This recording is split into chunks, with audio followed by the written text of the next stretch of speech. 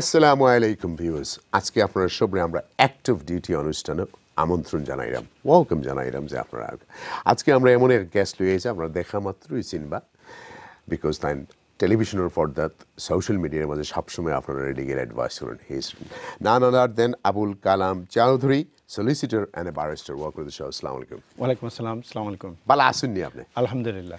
আচ্ছা, এখন আপনার কাছ থেকে শুরু করি। আপনার দেশের বাড়ি কোন? আমার বাড়ি বেনিবাজার থানা, চারখাই ইউনিয়ন, আর আমার গ্রামের নাম হইল গিয়ে আদিনাবাদ। আদিনাবাদ থেকে কবে আপনার আগমন হইল এই দেশে? 18 জানুয়ারি 2000। 2000 আইছেন, 24 বছর হয়ে গেছে। ইয়েস।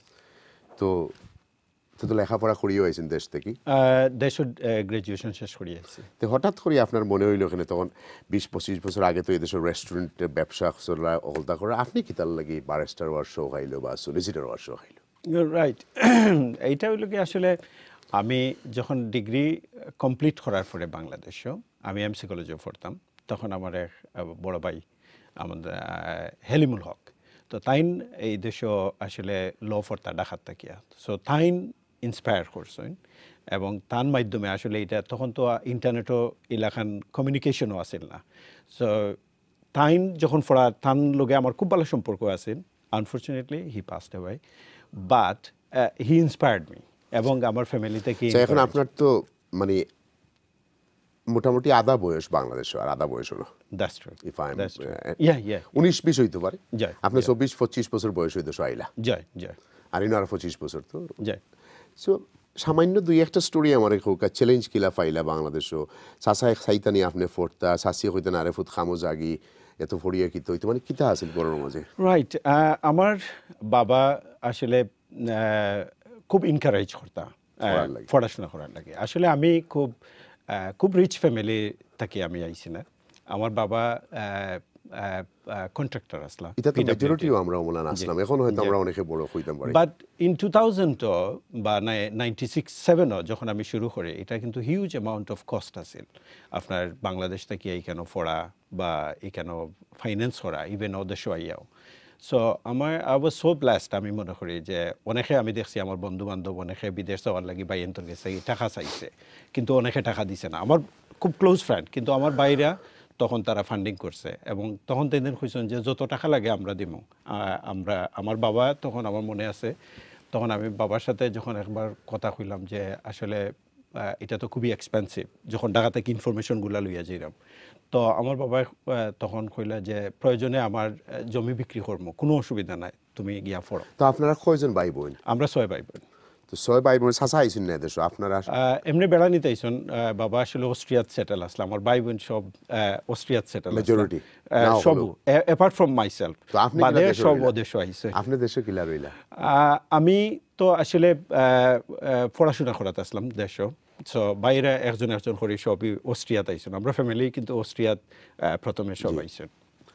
সো এখন আপনি দেশের মাঝে যে আপনি থাকলা, লেখাপড়া করলা, কোনো চ্যালেঞ্জ ফিল করছেন জয়েন্ট ফ্যামিলির থাকার কারণে? ওয়েল, আসলে আমরা তো জয়েন্ট ফ্যামিলি বলতে আমরা কাজিন মিলাই আমরা প্রায় 35 জন মানুষ আসলাম। আমরাও আসছি জয়েন্ট ফ্যামিলি না আমরা, এবং বাপ চাচা সব একখানে থাকতাম। আমার চাইল্ডহুড একটু ডিফারেন্ট আসলে। যেমন ইংলিশ মিডিয়ামের একটা স্কুল আছিল বিয়ানীবাজার থানা সদরে, যেটা হইল আমার বাড়ি থেকে প্রায় 20 মাইল দূরে। তো আমি ছোটোবেলা খুব ইয়ার 3 থাকতে আর কি, তো আমার ফুফুর বাড়ি আছিল ওখানেও, তো আমারে ওখানো ফাটানি হইলো ওই স্কুলে পড়ার লাগে। সো চাইল্ডহুডটা আমার ইট ওয়াজ ভেরি চ্যালেঞ্জিং আসলে। আপনি মনে করো 7-8 ইয়ার্স এইজও মা বাবা ভাই বোন সবরে রাখিয়া ফুফুর বাড়িতে গিয়া পড়া, এবং এখনও আমার এই দিনগুলো মনে হয়। যেমন ওয়ান্স ইন এ উইক আমি বাড়িতে আইতাম, এবং এই দিনের লাগিয়ে আমি খুব অপেক্ষা করতাম আর কি, যে থার্সডে স্কুল শেষ করার পরে আবার ফ্রাইডে আইতাম, খুব খুশি মনে আইতাম আর কি থার্সডে ইভিনিংও। আর ফ্রাইডে সকালে ঘুম থেকে উঠে এলো আবার খান্দন আরম্ভ হয়ে যেত, কারণ একটু পরে আপনার নানার বাড়ি তার লগে রিলেশনশিপ, ফুফুর বাড়ি এর লগে রিলেশনশিপ কিলা আছিল?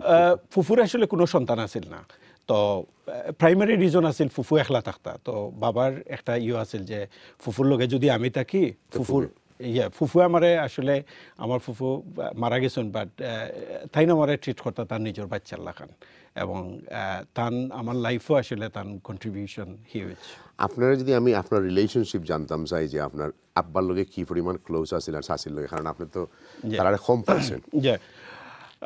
Two be honest I mean যদিও মার চাইল্ডহুডটা আসলে মার লগে খুব বেশি আসিল না আমার মা আলহামদুলিল্লাহ এখনও আছেন লন্ডন আছেন বাবা মারা গেছেন 2009 but I have very good relationship with mum and dad yeah right so sibling এর লগে রিলেশনশিপ কিলা আপনার ভালো আছেনি খুব আমার সব বড় ভাই জাইনার আসলে যিনি আমার এই যে লেখাপড়ার পিছনে যিনি ফাইন্যান্স করছেন তো আনফর্চুনেটলি তাই একটা অ্যাক্সিডেন্ট করিয়া ডিজেবল হয়ে গেছেন এখন হুইল চেয়ারও he lives in Ilford as one দেখুন নাকি জয় এবং তান বাচ্চেন তো দে অলদো তাইন ডিজেবল তান বাচ্চা সব ডিগ্রি করছেন একজন ডাক্তার হইছেন একজন হাই স্কুলের টিচার আর একজনে ল করছেন so I try to contribute myself because in return এখন আমরা একটু ইংল্যান্ড আই ইংল্যান্ড আওয়ার পরে আপনি কোনো স্ট্রাগল ফেস করছেন নি ওয়েল হিউজ স্ট্রাগল কারণ আমি যখন 2002 দেশে I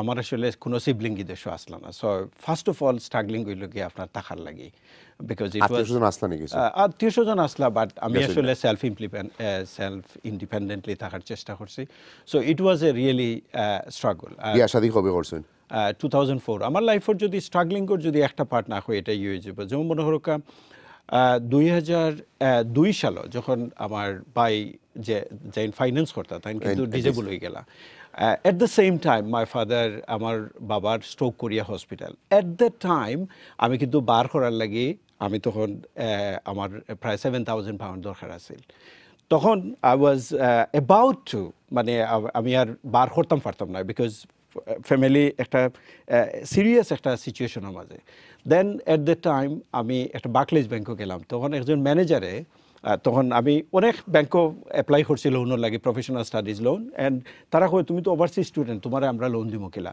and every one turn down but once person in Hammersmith I can remember his name correctly and he আমারে আমি গেছি গিয়ে একটা স্টেটমেন্ট আনার লাগে আর তাই না আমারে কইলা যে you can apply for professional studies loan আমি কইলাম যে আমারে তো কেউ দিছে না গত 3 মাস ধরে আমি ঘুরলাম এ কইল তুমি পারবাই আমি একবার ট্রাই করে দেখি অ্যান্ড 12 কোর্সর 14 তারিখ আসিল আপনার 14 জুন অথবা 14 মে আসিল লাস্ট ডেট অ্যান্ড আমি ইউনিভার্সিটির সিটি লেখছি যে আমি আর বার কোর্স ফিরা করতাম না আমি ডেফার করতাম because I don't have enough funds এবং আমি জাস্ট খালি পোস্ট বক্সও খালি সিটিটা পোস্ট করতাম 2 মিনিটস বিফোর ও ভদ্রলোকে ফোন করছে mister Chowdhury I got a very good news কারণ Barclays bank approve your loan and this was a turning point in my life and I remember him every single day যখনই আমার এই জিনিসটা মনে হয় সো দ্য বিগেস্ট চ্যালেঞ্জ অনেক কিছু face করছেন লাইফ এক্স্যাক্টলি বিয়া করলা গিলা খেয়ে করাইয়া দিলা না পছন্দ করি বিয়া ইট ওয়াজ এন অ্যারেঞ্জ ম্যারেজ খেয়ে করলা ওদের শুনি না দেশ থেকে জি না অবশ্য মানে মনে করো যে আমার ওয়াইফের বইনের বিয়ে হয়েছে আমরা সেম এলাকা সো এই সুবাদে আর কি পরিচয় বাইরা যেন বাইরা ভাই তো তার মাধ্যমেও এখন আপনার ছেলে মেয়ে কয়জন 3 জন ভাবি কাম করেননি she works part time in my office okay so contribute করেন তো আপনারা যদি কই যে স্ট্রাগলের পরে 2004 থেকে ভাবির কোনো কন্ট্রিবিউশন আসেনি আপনার লাইফে of course A tremendous contribution আমার লাইফও আসলে ইদেশও যদি আমি যেটা মনে করি যেমন মনে করি আমরা বাচ্চান্তরে রেইজ করা 3 চিলড্রেন রেইজ করা at the same Times legal profession is very challenging sometimes দেখা যায় আমি 7টার সময় ঘুম থেকে উঠিয়া গেছি রাত 10টার সময় আমি ঘরে রিটার্ন করিয়া স্টিল নাও ডেইজ সো এই জায়গা যদি তাহলে তো আপনি বুদ্ধি করে তানরে খামনিছেন বুঝতে পারবো বিজি আছে এখন তাই না মেইনলি অ্যাকাউন্ট করেন আমার অফিসের এবং এই যে বাচ্চান্তরে লুক আফটার করা ইভেন আমরা এখনও যে বড় ফ্যামিলি আমার ওয়াইফের আমার মারে লুক আফটার করা ভাই বোনেন্তরে মানে সম্পর্ক রাখা এটা কি তা মনে করেন যে আপনার best achievement of life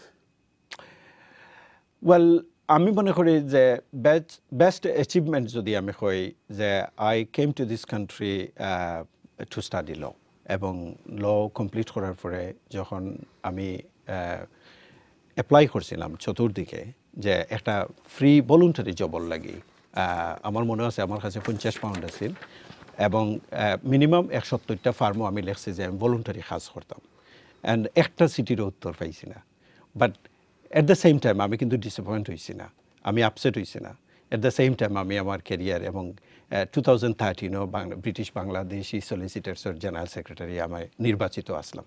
so this is a very challenging because I still remember this days. আমি যদি আপনারে জিজ্ঞাই যে আপনার এই 50 বছর জীবনের মাঝে সবচেয়ে দুঃখর দিন কোন দিন আসিল, যে আপনি এদিনকে আপনার মনে করছেন যে আর মনে হয় আমি পারতাম না রে, কোন দিন আসিল? ওয়েল, সবচেয়ে দুঃখের দিন আসিল যে সময় 2009 আসলে আমার বাবা যখন হসপিটাল আসলাম এবং আমার কাছে তখন পয়সা আসিল সিলেট ক্লিনিকও। আমি আপনার পয়সা তাইমু বাদে না, সিলেট ক্লিনিকও যখন আমার বাবার খবর যে সব অর্গানগুলো ফেল করে লিছে এবং আমি তখন ডাক্তারে কইলাম যে আমরা যদি ডাকাত লইয়া যাই গেতে উইব নেই, তখন মানে তখন কইছে যে তার ডাকাত যাইতে যাইতে হয়তো তাই মারা যাইব। তখন নিজের খুব হেল্পলেস মনে হয়েছে যে এর থেকে এই সময়টা আসলে একটা ছেলে হিসেবে বা সন্তান হিসেবে it is a very difficult time, but নিজেরে মনে হয়েছে খুবই helpless. And my father done a lot, আমার বাবা আমার লাগে অনেক কিছু করছেন, কিন্তু লাস্ট মুমেন্টে I was so helpless because কিছু করা সম্ভব হয়েছে না, because this was the end of his time. আপনারা যদি কই যে আপনার সবচেয়ে একটা খুশির দিন কোন দিন আছে, যে আপনি বইছেন আর আপনার মনে হয়েছে না সার্থক আমার জীবনে এত কষ্ট করছি, লাইফও সব কিছু করছি, কোন দিন হইব? ওয়েল, আমরা লেখান মিডল ক্লাস ফ্যামিলির লাগি আসলে to become a barrister it is a very challenging tremendous challenging. এবং যেদিন আমি বার কোর্স কমপ্লিট করছি after a long battle, this was the biggest achievement in my life.